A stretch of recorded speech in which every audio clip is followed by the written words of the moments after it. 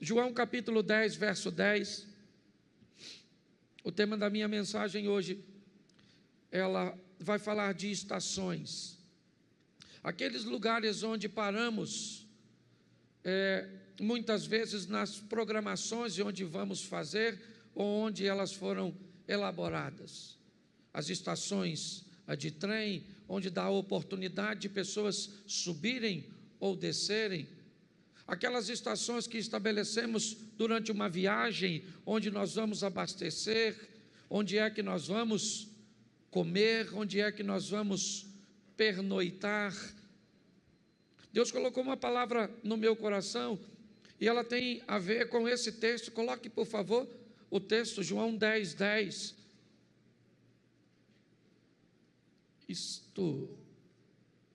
Isso. O ladrão não vem senão a roubar, a matar e a destruir. Eu vim para que tenham e a tenham com... Feche seus olhos. Senhor nosso Deus e Pai, em nome de Jesus, continua falando conosco. Usa-me, ó Deus, como um canal de bênção, pelo poder do nome de Jesus. Amém. Glória a Deus. Desde o início do ano, nós trouxemos para a igreja uma proposta de recomeço, de retomada, de realinhamento, de fazer com que a igreja retomasse aquilo que perdeu, realinhasse seu comportamento, revisse seus conceitos, rompesse com algum de seus paradigmas. Ou seja, no texto em que lemos, dito por Jesus, ele diz: o meu adversário é um ladrão, sua função é tríplice: roubar, matar e destruir. Porém, a minha função é oferecer a vocês vida, e vida com fartura, e vida com abundância. Minha proposta hoje é mostrar para você que ao longo da sua caminhada, obrigado, Daniel, ao longo da minha e da sua caminhada, algumas estações precisam ser estabelecidas, lugares por onde nós vamos passar, posicionamentos que vamos ter que tomar ao longo da caminhada, para que se cumpra essa palavra de Jesus.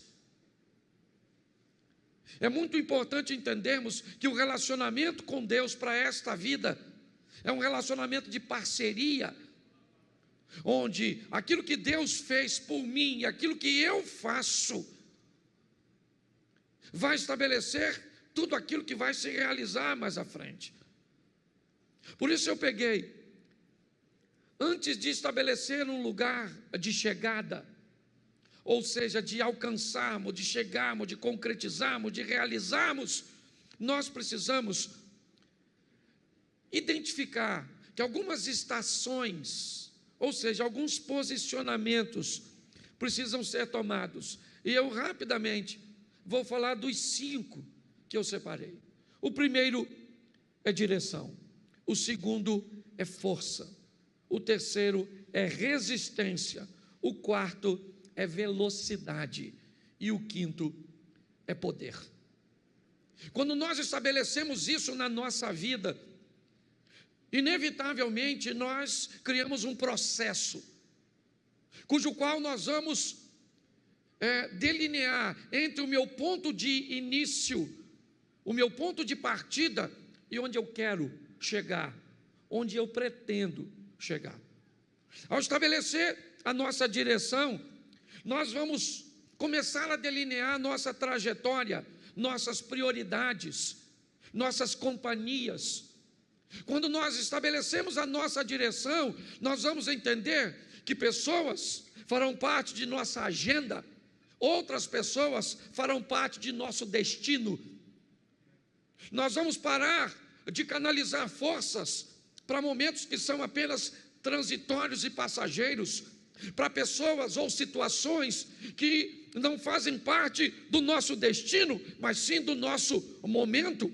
E não que o momento não seja importante, e na verdade o é, mas muitas vezes choramos por vermos pessoas ou situações partirem da nossa vida, que na verdade elas não fazem parte de nosso destino, mas apenas de um agendamento pontual da nossa caminhada. Existem, e nós precisamos entender que esses destinos são espirituais e físicos. Quando nós olhamos para isso, né, nós precisamos entender que a nossa direção vai ser muito influenciada, mas muito influenciada pelo meio de convívio que nós estabelecemos. Na vida só há duas direções. E, aliás, nas duas vidas que temos. Pastor, por que o senhor está dizendo que existem duas vidas? Porque Apocalipse diz: ao que vencer não receberá o dano da segunda morte. Se a Bíblia diz que tem duas mortes, é porque tem duas vidas. E uma delas é espiritual, que define o destino, que pode ser céu ou inferno. E outra vida é física, que define o que você vai viver, felicidade ou infelicidade.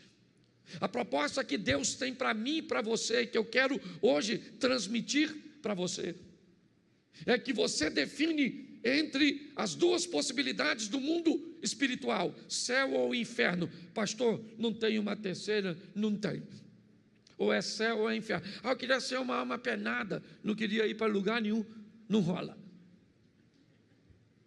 Sua direção ou é céu ou é inferno no mundo espiritual. No mundo físico, sua direção ou é felicidade ou é infelicidade. É assim que funciona. Então a proposta bíblica é o quê? É céu para a vida espiritual e felicidade para a vida física aqui neste mundo. É isso. Quando nós olhamos, por isso Jesus diz: eu vim para que tenham vida e a tenham em... Ou seja, você vai ter uma vida extraordinária nesta terra, só não vai ter se você fizer escolhas erradas. E além de tudo, você vai depois estar com Deus. E o que a Bíblia me diz para que eu possa criar ou estabelecer uma direção correta? Primeiro é saber para onde eu estou indo. A Bíblia diz que ouvir pessoas, buscar conselhos é importantíssimo para o desfecho da fase da direção, que é a primeira fase. Quando somos crianças, adolescentes, normalmente nós não pensamos em direção, nós simplesmente vivemos. Mas quando vamos entrando na juventude, inevitavelmente a vida ela vai nos levando para uma fase de responsabilidade, onde ela vai requerer de mim e de você qual a direção, é céu ou inferno? Qual é a direção? Lembra por que não batizamos crianças? Porque elas ainda não têm a escolha da direção. Mas quando isso passa, inevitavelmente, a vida pede dela, céu ou inferno, felicidade ou infelicidade. Só tem duas direções. Você não tem como caminhar para céu e inferno simultaneamente, porque não se pode servir a dois senhores ao mesmo tempo. E você não consegue ser feliz ou infeliz simultaneamente. Você pode ter alegria e tristezas, coisas envoltas em momentos. Você pode parecer ser feliz por causa de uma euforia, aquilo que vem de fora para dentro. Mas o que a Bíblia está dizendo é que eu posso encontrar isso na fase dos aconselhamentos, certo? Porque quem não sabe sua direção corre dois riscos. O primeiro, de não ir a lugar nenhum, e o segundo, de andar em círculos. Tem gente que a vida gira, certo? Simplesmente não avança. Você encontra alguém hoje e você encontra ele daqui a 10 anos e ele está no mesmo lugar. E ele tem movimento, ele só não tem ascensão, ele só não tem crescimento, ele só não tem avanço. E não é disso que eu estou falando. Eu estou falando de glória em glória, de fé em fé, para que amanhã seja melhor do que hoje, para que a manifestação de Deus amanhã na nossa vida seja superior àquilo que nós estamos vivendo hoje. Quem não tem direção, você pergunta para ele onde ele se vê daqui a 5 anos, ele não sabe. Esse dia eu estava mostrando o terreno da igreja para alguém, e alguém me perguntou: pastor, onde o senhor se vê daqui a 5 anos? Eu falei: dentro da igreja aqui, pregando para 2.500, 2.800 pessoas. Quem não tem direção, não tem perspectiva de futuro. Então, a Bíblia diz que eu preciso ouvir pessoas e buscar conselhos, mas presta atenção em Provérbios 11, 14. Coloca para mim, por favor, Provérbios, capítulo 11, verso 14. Eu vou dar mais uns 4 ou 5 versículos, então, por favor, fique atento, eu acabei não combinando com vocês. Provérbios 11, 14. Isso. Vamos lá? Não havendo sábia direção ou sábios conselhos, o povo, mas na multidão dos... Preste atenção, você precisa de conselho, sim ou não? Sim ou não? Mas de que tipo de conselho? De gente sábia. Ok? Para você ter uma boa direção, você tem, certo? Que buscar viver perto de quem tem sabedor, porque conselho de cabeça de bagre não vai te levar a lugar nenhum. Quanto mais rápido você descobrir qual é a direção, para onde você está indo, qual é o seu fim, qual é o seu destino, onde você se vê daqui a 5 anos, a 10 anos. Pastor, isso é se preocupar com o futuro? Não, isso é planejamento de vida. É assim que funciona, tanto no mundo espiritual, quanto no mundo físico. Está lá, a água nos artelhos, a água nos joelhos, a água nos lombos, a água, certo? E depois eu não consegui. O que é isso? Isso são níveis. E nós precisamos entender e olhar para esse ambiente. Porém, já que eu estou falando de caminhada e de vida, tome cuidado, porque ao longo da vida, você pode encontrar sábios, pessoas sábias que estão perdidas. Então, às vezes, você pode receber um conselho extraordinário de um bêbado. Esse dia, eu ia dar aula num local, ia ministrar uma aula, chegou um camarada na minha casa, e ele me deu uma aula extraordinária, alguém que eu não imaginava que ia me ensinar tanto, me ensinou naquele dia. Mas cuidado, porque você pode receber um conselho de loucos que têm direção. Preste atenção, na vida você pode encontrar sábios que estão perdidos e vão te dar um conselho sábio, e loucos que têm direção e que vão te levar para mais longe de Deus do que você pode imaginar, porque estão envoltos em seus resultados. Lucas 12, 20, coloca para mim isso, e vai dar o entendimento do que Jesus está dizendo. Lucas 12, 20, eu não sei se eu consigo falar de todos os pontos aqui, mas vamos lá. Mas Deus lhe disse: louco, esta noite te pedirão a tua, e o que tens preparado para quem será? Essa é uma história que Jesus está contando de alguém altamente rico, altamente focado e direcionado, alguém que está disposto a ganhar o mundo. E se você fosse olhar para esses resultados, se você ficar olhando na igreja, na sua vizinhança, no seu ambiente de trabalho, para gente que só alcança resultados físicos, cuidado, porque você pode querer imitá-los e perder sua alma. O que a Bíblia diz é: ganhe o mundo sem perder a alma. Por isso, cuidado, porque está assim de gente louca, dando conselho para os outros. E ele tem o resultado dele para mostrar para muitos. Por isso, defina o mais rápido possível qual será seu destino. Pastor, o meu destino é o céu, e tu anda com quem vai para o inferno? Defina seu destino e quem são seus companheiros de viagem. Que tipo de destino você traçou para você aqui nessa terra? Busque andar com pessoas que estão indo para onde você está indo, que estão fazendo aquilo que você almeja fazer. Muitas pessoas não conseguem chegar em lugar nenhum, simplesmente porque não tem um senso de direção. Descubra a direção o mais rápido possível. Descubra quem está indo para o mesmo lugar, porque é simples. Se você planeja ir para a Central do Brasil, aqui em Xerém passa um ônibus que vai para a Central? Sim ou não? Passa. Ele é que cor? Que cor? Vermelho? Verde? O que vai para a Central? Beleza. Mas aqui passa um ônibus que me parece que também é verde e que vai para o Amapá, para Nova Iguaçu. Então, antes de entrar no ônibus, você descobre o quê? Qual é o seu? Então, por que é que você deixa qualquer um entrar na sua vida e anda com qualquer um? Seja seletivo e ande com gente que está indo para onde você vai, que está fazendo coisas que você quer fazer. Você quer orar, mas não anda com quem ora. Você quer pregar, mas não anda com quem prega. Você quer viver em santidade, mas só anda com Zé Ruela. Pare e pense. Direção. Vamos aqui porque é muita coisa. Segunda coisa que você precisa: força. Fala assim comigo: força. Bom, para onde você vai, você já sabe. Só que saber para onde vai é uma coisa, e chegar lá é outra.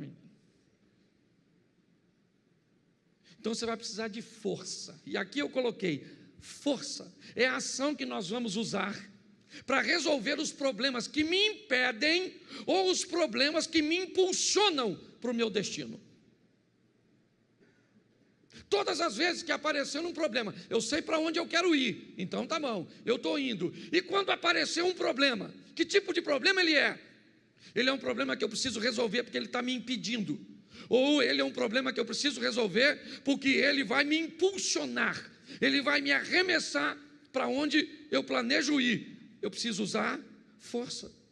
Muitas pessoas estabelecem sua direção, seu destino, mas basta se deparar com alguma dificuldade, com algum obstáculo, seja ele, certo, de falta de recursos ou de situações complexas. Sabe o que aquelas pessoas fazem? Se elas tiverem forças, elas resolvem esses problemas. Se elas não tiverem forças, elas mudam seu destino.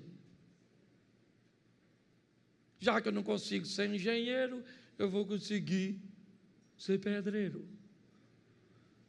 Mas não deu para ser pedreiro, porque eu queria fazer engenharia civil, vou ser servente. E não deu para ser servente. Ou seja, todas as vezes que aparece um obstáculo, ela não tem força para lutar. E ela muda para um ambiente que ela acha que é mais. E quando ela chegar lá, o que é que tem? Outros obstáculos. Porque todos os lugares que nós formos, seja qual for, nós vamos enfrentar ali. Por isso, coloca aí para mim Josué capítulo 1, verso 7. Porque a sua vida, ela vai pedir de você força. Ela vai requerer de mim e de você: aprenda a lutar. Contra o quê? Contra os obstáculos. Está aí. Olha só. Então somente esforça-te e tem muito bom ânimo para teres o cuidado de fazer conforme toda a lei que meu servo Moisés te ordenou. Dela não. Preste atenção, olha aqui. O que ele está dizendo: tenha força para se manter na direção. Dela não se desvie nem para a direita nem para. O que ele está falando aqui do que eu falei anteriormente. A direção foi estabelecida, mas para ficar nela, eu vou ter que ter força. Esforça-te. Vou dar para vocês terra de jebuseus, cananeus, heteus, filisteus, terra que mana leite e mel, está tudo lá. Mas esforça-te. Vai lá e vai lutar, porque eu vou dar vitória para vocês. Ah não, eu quero uma terrinha que não tem ninguém. Nós precisamos de força. É uma das estações. A primeira é a direção. Já sei para onde eu vou. E a segunda que eu vou ter que parar é força. Terceira, resistência. A caminhada de fé, ela não é reconhecida pela velocidade, mas pela resistência. Aquele que souber poupar suas forças e usá-las no momento certo, terá melhor resultado.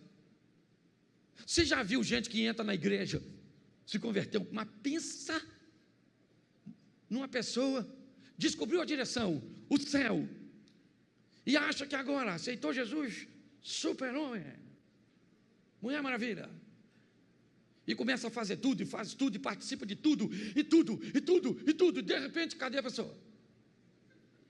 Sumiu. Falava até mal de tu, que tu era meio devagar. E você olha e cadê? Lhe faltou o quê?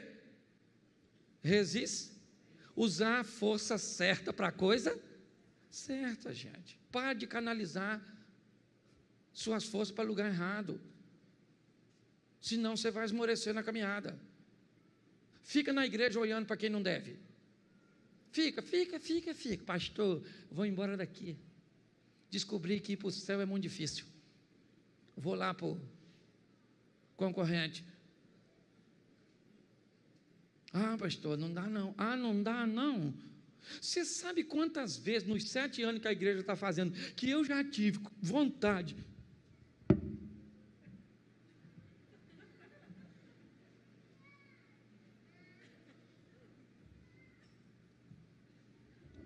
Um montão. Tem gente que bate nas minhas costas ali, pastorzão. E por trás.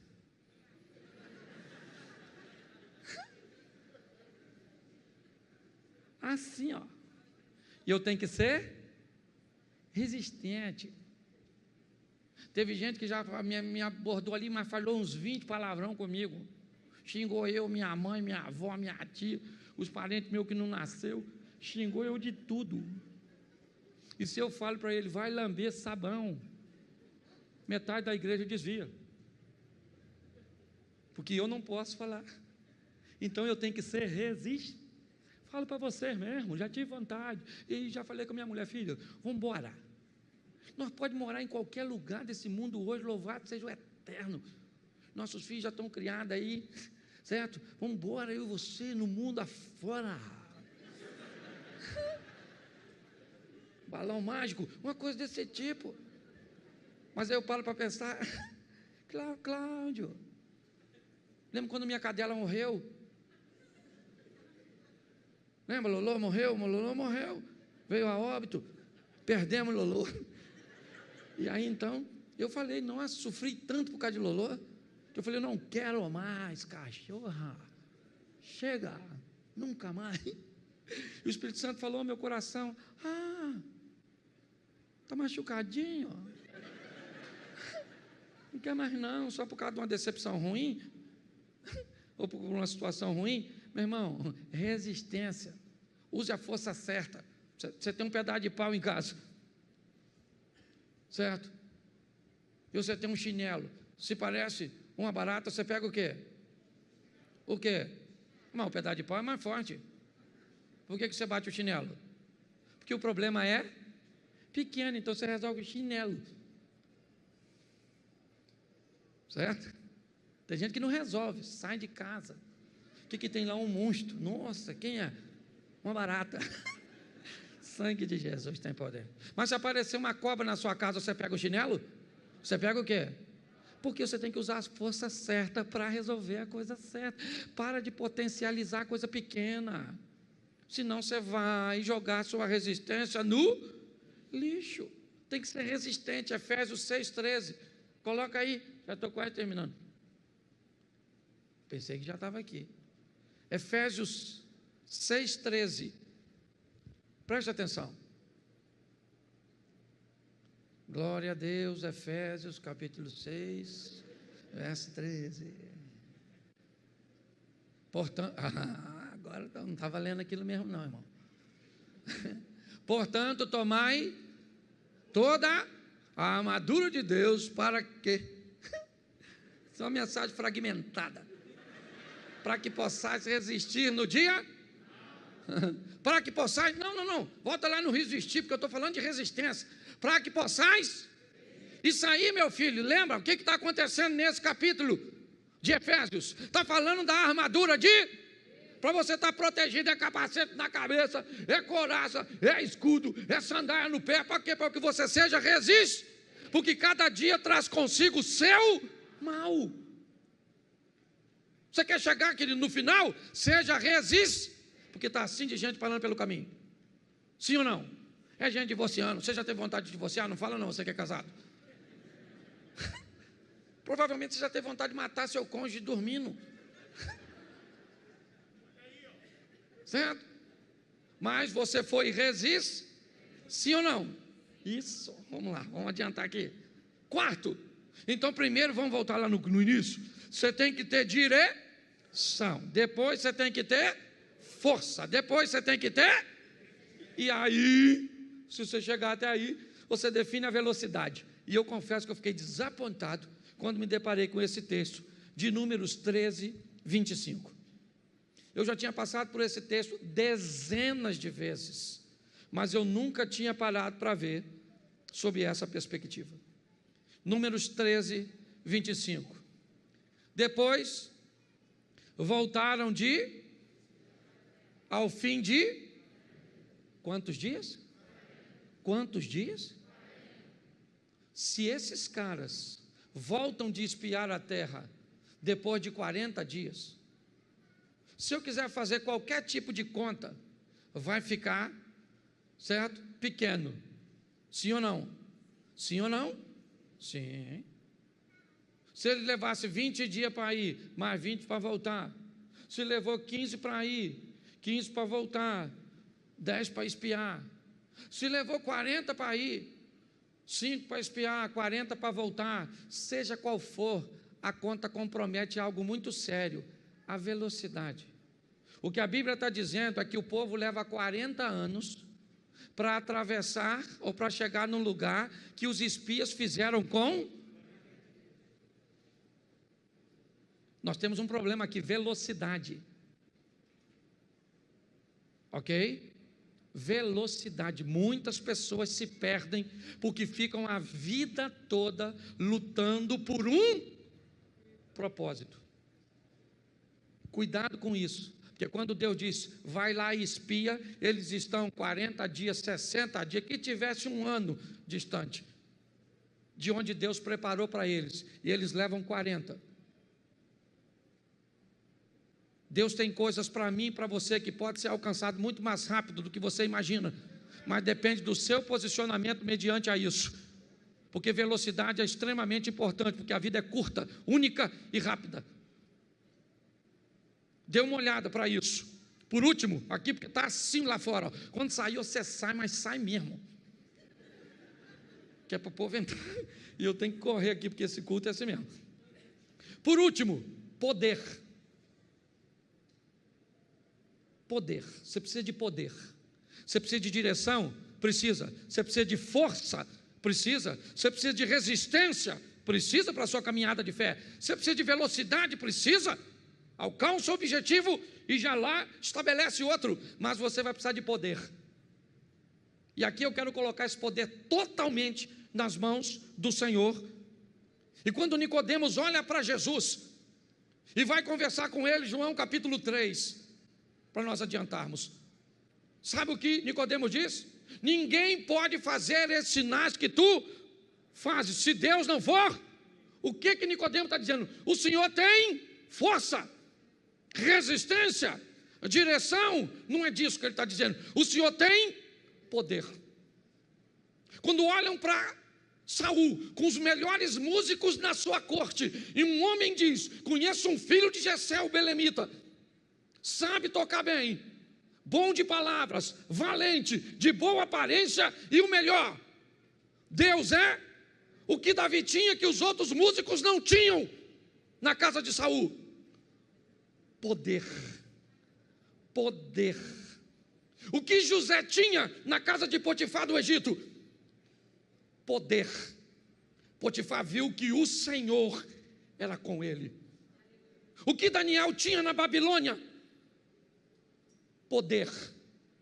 Os sábios disseram, olha, ninguém pode atender o seu pedido, nenhum rei jamais pediu isso, porque o que você está pedindo, só os céus sabem. E Daniel chegou e mostrou que os céus sabiam, porque tinha poder. Você quer chegar onde você deseja? Aprenda que tem poder nos céus, para ser liberado para você e para mim, para colocá-los em uso aqui nesta terra. Aqui eu fecho dizendo o seguinte, você hoje pode começar a sua caminhada de maneira certa, usando todas essas estações. Você hoje pode definir em qual estação você se encontra e que talvez te paralisou, e você não consegue passar dela. Pastor, eu tenho direção, Eu tenho até força, mas minha resistência é fraca. E eu fico migrando. Defina onde você está. E a terceira, organize a sua caminhada para que você consiga agilidade na conclusão. Muita gente, eu conheço assim de gente, está há muito tempo lutando por uma coisa e não sabe se é o que Deus quer, se está na hora certa, se faz, se não faz, e aí fica migrando, porque quem não sabe para onde vai, acaba não indo a lugar nenhum.